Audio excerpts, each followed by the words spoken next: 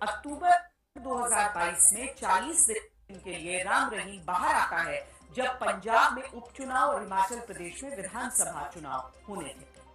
तो हरियाणा में स्थानीय निकाय चुनाव से पहले जून 2022 में 21 दिन की पैरोल मिलती है। उससे भी पहले पंजाब में विधानसभा चुनाव के दौरान फरवरी 2022 में 21 दिन की फरलो मिली। लेकिन दस्तक देता सवाल है कि जिस देश में जेल में करोड़ों लोग सिर्फ आरोपी बनकर जिंदगी काट देते हैं, वहां उम्र कैद की सजा पाने वाले राम रहीम को अब 259 जेल से बाहर रहने का मौका मिल चुका है, खासकर तब जरूर जब कोई चुनाव हो, क्योंकि राम रहीम के पास अपने भक्त हैं, वो भक्त जो वोटर भी।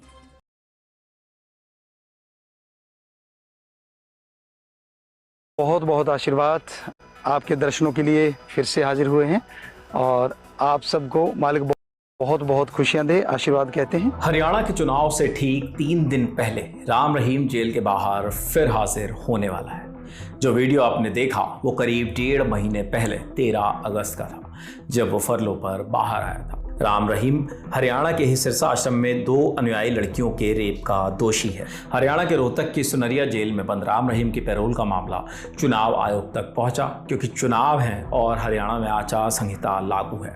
इस दौरान कोई भी ऐसा फैसला नहीं लिया जा सकता जिससे चुनाव को प्रभावित किया जाता है।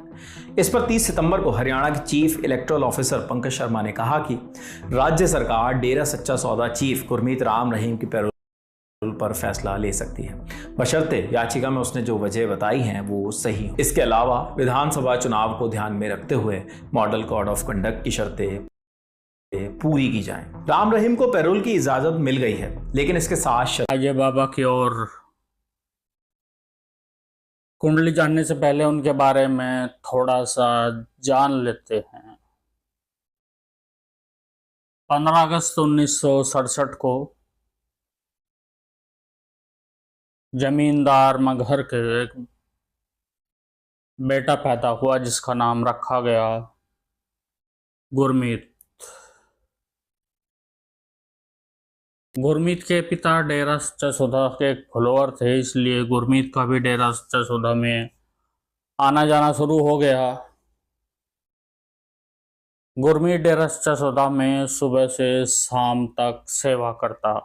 बचपन के इन्हीं दिनों में गुरमीत की दोस्ती गुरजन सिंह नाम के एक अपने ही हम उम्र से हो गई। सब कुछ ठीक चल रहा था, लेकिन डेरा सच्चा सौदा के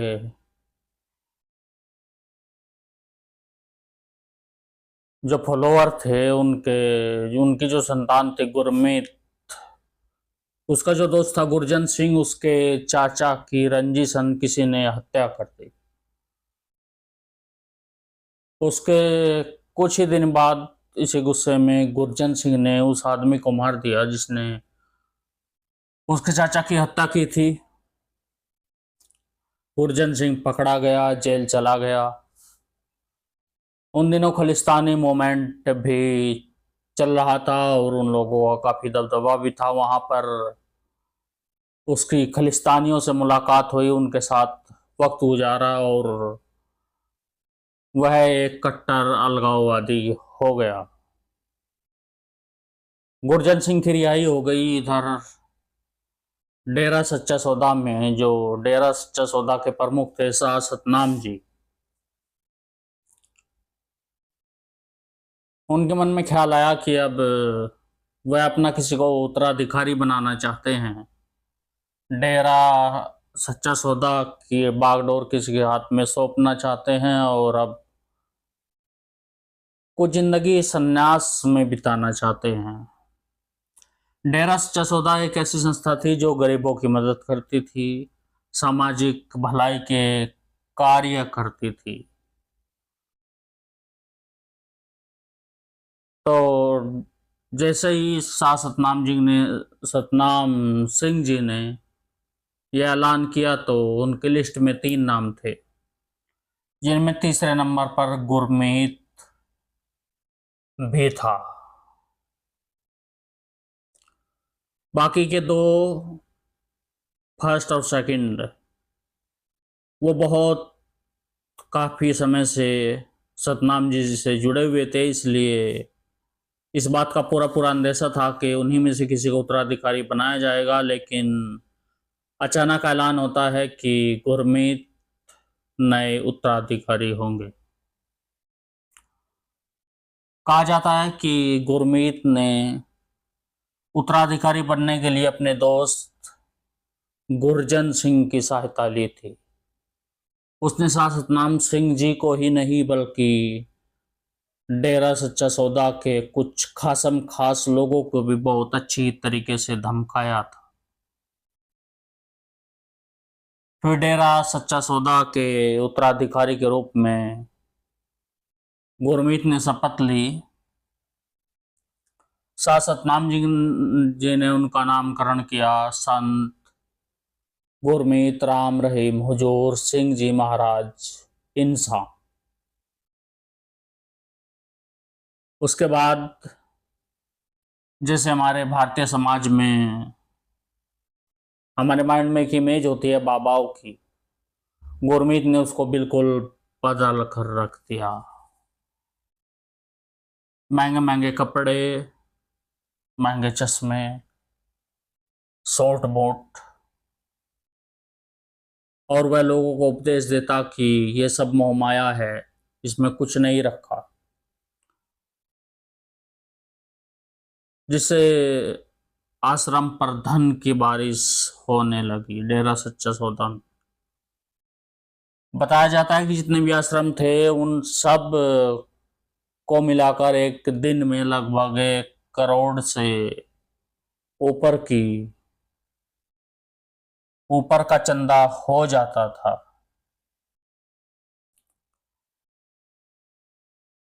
संत गुरमीत राम रहीम के उपदेश से लोगों ने बहुत मोटा दान देना शुरू कर दिया। कुछ लोगों ने तो अपनी प्रॉपर्टी के कागज तक दे दिए, जिससे राम रहीम ने अपना साम्राज्य बढ़ाना शुरू कर दिया और उन्होंने अपनी प्रॉपर्टी बढ़ानी शुरू कर दी। वह अपने परिवार को भी डेरे में ही रखने लगा, जबकि बाबा लोग, संत लोग अक्सर ऐसा नहीं करते। उन्होंने फिल्मों में भी हाथ आजमाया। मैसेंजर 1, मैसेंजर 2 और बहुत सारी फिल्में, कई सारी फिल्में आई, जिसके लिए मुंबई से बाकायदा कैमरामैन, स्टंटमैन, डायरेक्टर बुलाए गए, लेकिन उसको डायरेक्ट किया हनीप्रीत ने। यह हनीप्रीत कौन है, इसके बारे में भी बात करेंगे। उसने बहुत सारे स्कूल खुलवाए और साइड में लोगों के नशा छुटवाने का ड्रामा भी किया। एक दिन डेरे के स्कूल में एक लड़की पढ़ने आई जिसका नाम था प्रियंका तनेजा। बाबा जी की नज़र उस पर पड़ी। बाबा जी को पता नहीं क्या लगा, बाबा जी ने धीरे धीरे उसको अपने करीब करना शुरू कर दिया और वह बाबा जी के बहुत करीब हो गई। बाबा जी ने उसको बाद में गोद भी लिया और उसको बाबा जी की गोद ली हुई बेटी भी कहा जाता है। बाबा ने उसको नाम दिया हनीप्रीत। बाबा ने हालांकि उसकी शादी भी की दिखावे के लिए, लेकिन उसके पति का साफ कहना है कि उनके बीच पति पत्नी जैसा कोई भी संबंध कभी नहीं हुआ। शादी वाले दिन भी वह, यानी कि उसकी पत्नी हनीप्रीत, बाबा जी के साथ कमरे में सोई थी। आपको बता दें, हनीप्रीत के पूर्व पति विश्वास गुप्ता इस वक्त प्रेस कॉन्फ्रेंस कर रहे हैं। आइए सीधे लिए चलते हैं। मैंने अपनी ज़िंदगी में उनको माँ, बाप, भाई, बहन, दोस्त, यार, मित्र सब कुछ माना। मैंने अपने बाप को इतना नहीं माना जितना मैंने गुरमीत सिंह को माना। जैसे जैसे मैं जवान होता गया, डेरा चलता गया, बाबा सत्संग करने लग गया और मेरी फैमिली शुरू से जहाँ भी बाबा जाता था, सत्संग करता था, मैं और मेरी फैमिली हमेशा उसके साथ होते थे। बाबा के बच्चे जवान हुए धीरे धीरे, तो हमारे फैमिली सेटल हो गया। ये तो है मेरी पीछे कहानी। जब हम उसके बहुत विश्वास पात्र फैमिली थी बाबा की, अगर वो हमारे को दिन का दिन कहे, रात का रात, वो हम करते थे। हमारा इतना विश्वास था गुरमीत सिंह पे। चलो मैं शॉर्ट करता हूँ। 1999 में 14 फैक्ट को उन्होंने मेरी शादी अरेंज कर दी, मेरी शादी हो गई। मैंने लड़की नहीं देखी कि लड़की कौन थी। जब वहाँ पे डेरे में रीत है कि जब हाथ डालते हैं तो गुरुजी के सामने डलता है, बाबा के सामने। तो गुरमीत सिंह बैठा था स्टेज पे और हमारा हार का जो प्रक्रिया चली, मैंने तब भी उस लड़की की तरफ देखा कि लड़की कौन है। मेरी नजर गुरमीत सिंह की तरफ थी, तो मैंने बाद में देखा कि लड़की कौन। उसमें क्या रहा कि जो हमारी फैमिली बाबा से बहुत नजदीक थी, वो मुझे अपना बेटा मानता था डेरे में कि भाई मेरा ये दूसरा बेटा तो जसमीत है और एक विश्वास है। तो उसने क्या मेरे साथ जो सिस्टम हुआ, मैं 1999 से 2009 के बीच में थोड़ा सा क्लैरिफिकेशन देना चाहता हूँ कि मेरे और हनीप्रीत के बाबा से कैसे रिश्ते रहे। तो 1999 से जब उसने सत्संग स्टार्ट कर दिए और वो उसने कहा कि बेटा आपकी फैमिली को हम अपना परिवार मानते हैं, तेरे को लड़का मानते हैं, तो ये लड़की आई है तो आज से ये हम इसको बेटी ही मानते हैं। मैं 1999 की बात कर रहा हूँ कि इसको हम लड़की ही मानते हैं, ये हमारी लड़की जैसी है, हम इसको प्यार देंगे, सब कुछ देंगे जैसे तेरे को देते हैं। तो क्या होता था, तो हर वीक में गुरमीत सिंह का मैसेज आता था बंदे के थ्रू, मेरे को और मेरी वाइफ को गुफा में बुलाया जाता था। कभी दिन में बुला लिया जाता था, कभी लेट आवर्स में भी बुलाया जाता था। उसमें क्या होता था, जो गुरमीत सिंह का कमरा था, मेरी वाइफ उसके अंदर चली जाती थी और मुझे बाहर लिविंग रूम में बिठा लिया जाता था। जो उसके भगत होते थे वो मेरे से बातें मारते थे। उसके पीछे कहानी ये थी कि ये बेटा हमारा साथ सुख दुख कर जाती है, ये लड़की ये सुख दुख कर जाती है हमारे साथ, और कोई बात नहीं। तो आधा घंटा कई बार घंटा भी हो जाता था। उसके बाद मुझे अंदर बुला लिया जाता था, तो आधा पौना घंटा वो हमारे से बातें करता था, बिजनेस की बातें करता था, मेरे से सबसे सारा कुछ करता था। तो ये प्रोसीजर 1999 शादी के फर्स्ट डे से लेके 2009 तक एज इट इज चला। मेरे को जिंदगी में कभी शक नहीं हुआ कि ये मैं इसको भगवान मानता हूँ, वो ऐसा काम अंदर चल रहा है या उसके ऐसे रिलेशन है उसके साथ। मैंने कभी जिंदगी में, मैं अपने बाप की कसम खा के कहता हूँ कि मैंने सपने में भी ये चीज नहीं सोची कि ये कहानी होगी। नहीं, कभी भी नहीं हुआ, कभी भी नहीं। जो कहूंगा सच कहूंगा, सच से असच बोलने आया हूँ, झूठ मेरे पास इतना भी नहीं है। अगर मेरे को कोई लेफ्ट राइट क्वेश्चन भी किया जाएगा, मेरे को जो चीज नहीं पता मैं कहूंगा मुझे नहीं पता।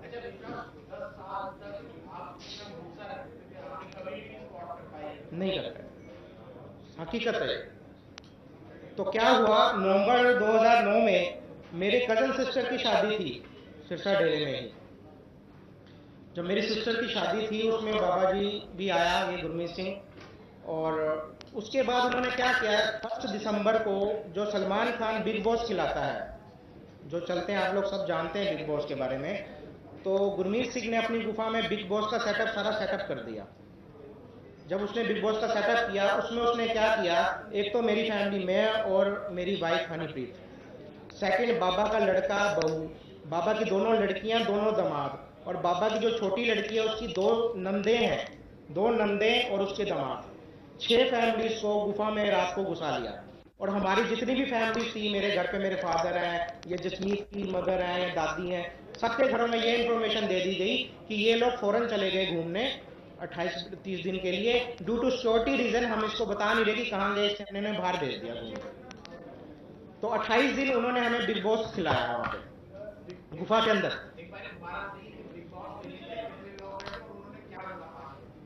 हाँ जी,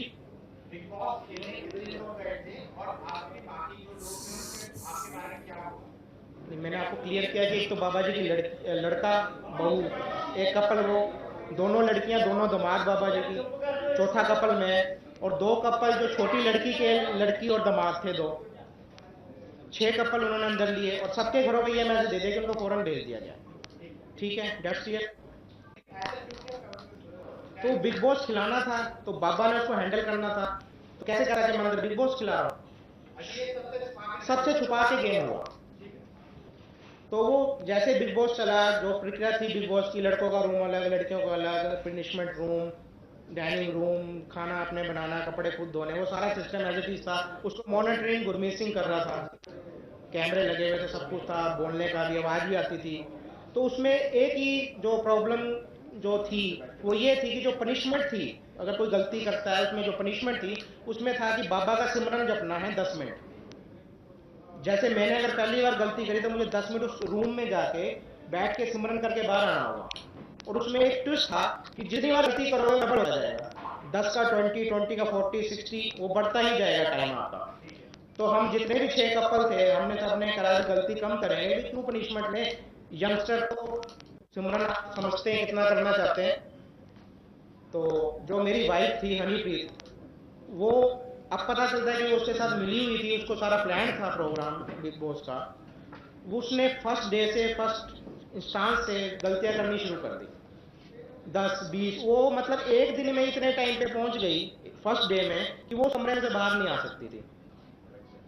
उसका कारण ये था क्योंकि हमने भी एक दो गलती करी, एक बार हम भी अंदर गए, बाबा की फैमिली भी गई, मैं नाम नहीं लूंगा किसी का भी।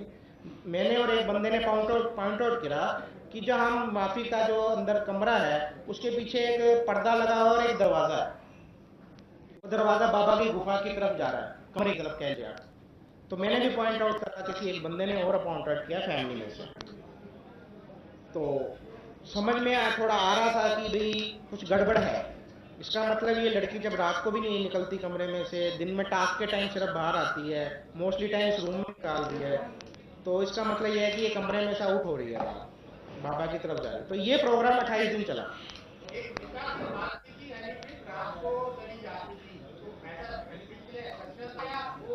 नहीं, उसका टाइम पीरियड इतना हो गया था कि सिमरन उसको करना ही पड़ेगा। नहीं, वो समझो ना, 10 का 20, 1 घंटे का 2 घंटा, 2 का 4, 4 का 6, 6 के 12, वो ऐसे 2 दिन में सेटिंग आ गई टाइम की कि उसको उसी रूम में रहना है।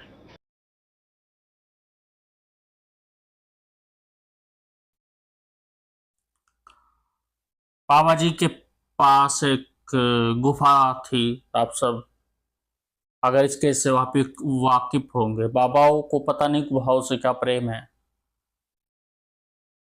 उसी गुफा में बाबा जी लोगों के पाप दूर करते थे।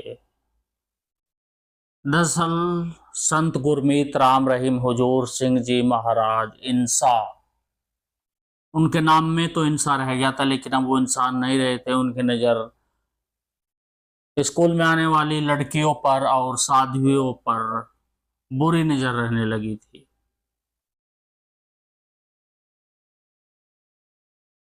और वह अपने खास लोगों से, जो उन्हें अच्छी लगती, गुफा में बुलाने के लिए कह देते, भेजने के लिए। और वो कहते कि अपने तन मन धन से तुम मुझे समर्पित कर दो, तुम्हारे सारे पाप नष्ट हो जाएंगे। इसमें उनके कसम खास उनकी मदद करते थे। कोई इस डर से नहीं बोलता था कि बाबा जी का प्रभाव इतना बढ़ गया था कि हरियाणा की लगभग 13-14 सीटों पर हार जीत बाबा के इशारे से हो जाती थी। इसलिए मंत्री संतरी नेता सब बाबा जी के दरबार में आने लगे थे। अगर कोई लड़की ना नुकर करती तो बाबा जी से धमकाते ही, मेरा क्या बिगाड़ेगी तू, तेरे माता पिता भी मेरे फॉलोवर्स हैं और बड़े बड़े नेता यहाँ आते हैं, यहाँ बड़े बड़े झुकते हैं, तुझे मरवा दिया जाएगा, ये किया जाएगा, वो किया जाएगा। और कहा जाता है कि बहुत सी ऐसी मौतें हुई भी हैं। फरवरी 2022 की सुबह कुरुक्षेत्र, जहाँ पे महाभारत हुई थी, एक गुमनाम लेटर आता है। और उस गुमनाम लेटर में बाबा जी का सारा कच्चा चिट्ठा, आश्रम में क्या क्या होता है सब कुछ लिखा होता है। और उसके नीचे लिखा होता है एक अबला, यानी कि भेजने वाले का कोई नाम पता नहीं, बाकी बाबा जी का सब कुछ कच्चा चिट्ठा होता है। और वो चिट्ठी तत्कालीन प्रधानमंत्री अटल बिहारी वाजपेयी, हरियाणा पंजाब के हाई कोर्ट के चीफ जस्टिस के नाम और कुछ मीडिया बंधुओं के नाम थी। वहां पर भी बाबा जी के बहुत सारे फॉलोअर्स थे, लेकिन वहां पर एक बलवंत नाम का एक छोटा मोटा नेता, छोटा सा नेता भी था जो लोगों की मदद करता था। उसने उस लेटर को के बहुत सारे प्रिंट निकलवाए और प्रिंट निकलवा कर लोगों में बांटने शुरू कर दिए। धीरे धीरे ये बात हिसार तक जा पहुंची, जहां पर बाबा जी का आश्रम था। उनको और कुछ तो पता नहीं लगा, बलवंत के बारे में पता लगा। बलवंत पर जानलेवा हमले भी किए गए, लेकिन किसी तरह वो भूमिगत हो गया, अपनी जान बचा गया। 5 मई 2022 को यही लेटर हरियाणा पंजाब के हाई कोर्ट के चीफ जस्टिस के पास एक बंद लिफाफे में पहुंचा। उन्होंने इसके बारे में सेशन कोर्ट को लिखा और कहा कि इसकी जांच करके और इसकी क्या सच्चाई है इसके बारे में मुझे बहुत जल्दी रिपोर्ट दी जाए। सेशन कोर्ट ने इन्वेस्टिगेशन करके रिपोर्ट दी कि बाबा जी के स्कूलों में जाना एक असंभव सा काम है, लेकिन वहां कुछ तो गड़बड़ है, इसलिए इसकी जांच किसी सेंट्रल एजेंसी से कराई जाए, जैसे कि सीबीआई। इसी की सिफारिश पर 24 सितंबर 2022 को पंजाब हाई कोर्ट आदेश देता है कि इसकी सीबीआई जांच हो। 12 दिसंबर 2022 को सीबीआई ने केस दर्ज किया और जांच शुरू कर दी, लेकिन बाबा की पहुंच और रसूख के 1.5 साल तक जांच आगे नहीं बढ़ सकी। इसके बाद सीबीआई ने 200 महिलाओं से बात की, लेकिन कोई भी गवाही देने को तैयार नहीं था, क्योंकि सबको डर था कि हमारे रिश्ते खराब हो जाएंगे, हमारी बातें बाहर आ जाएंगी। कुल 18 लड़कियां तैयार हुई जिन्होंने इस बारे में बयान दिया, लेकिन सीबीआई की स्पेशल कोर्ट में उन 18 में से सिर्फ 16 पीछे हट गई, 2 लड़कियां बची।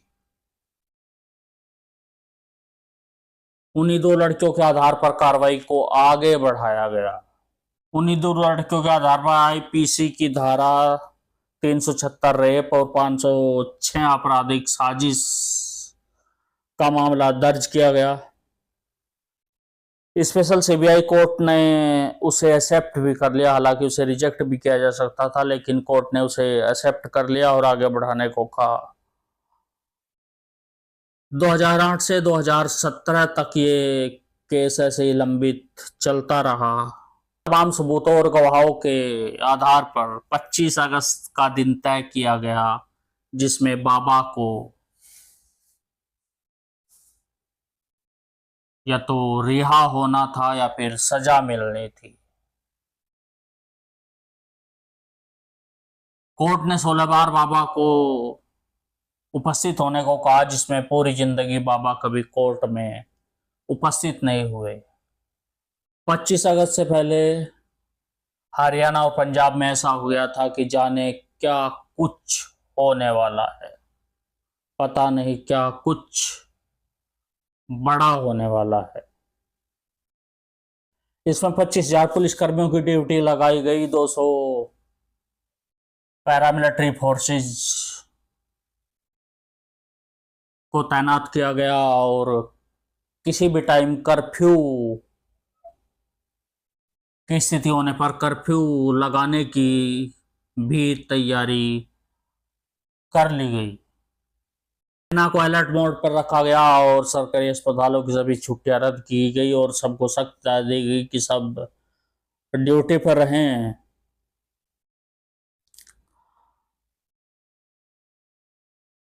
चौबीस घंटे का कंट्रोल रूम अलग अलग बनाया गया।